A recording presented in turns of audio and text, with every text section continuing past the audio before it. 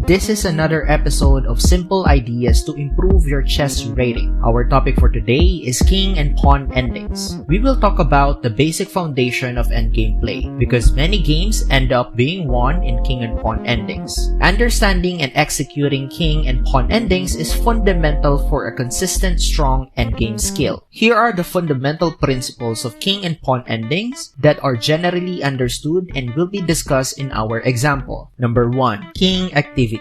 To control the middle of the board, the king must be activated immediately as possible when there are less pieces on the board. This is important in many kinds of endings. We have to use our king to attack our enemy pawns and defend our pawns and help them to promote. Number 2. Pawns are more important because they have the power to promote, and since there are less pieces on the board, higher chance of our pawns to promote. We use our king as an attacker and defender. Number 3. The principle of two weaknesses. This idea will help you dominate the position in practically all endgames and push your opponent's capabilities to the limit in order to win. Here is a perfect example played in 1909. That's 114 years ago by Akiba Rubinstein, a widely acknowledged as one of the greatest endgame players of all time. White's chances to win the game is slimmer compared to black due to his bad pawn structure, the double pawn. Knowing that White still believes that he can comfortably draw the game, but White will loses this endgame because of one simple principle,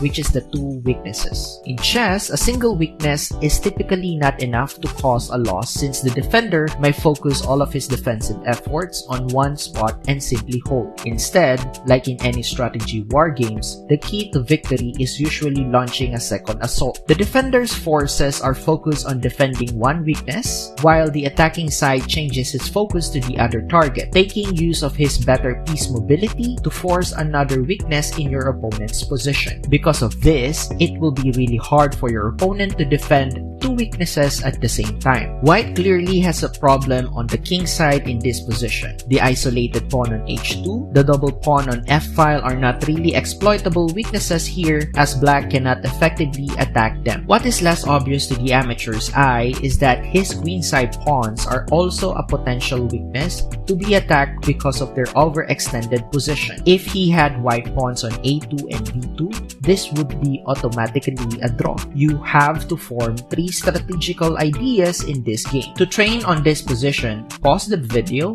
and spend a decent amount of time analyzing and writing down your ideas and objectives.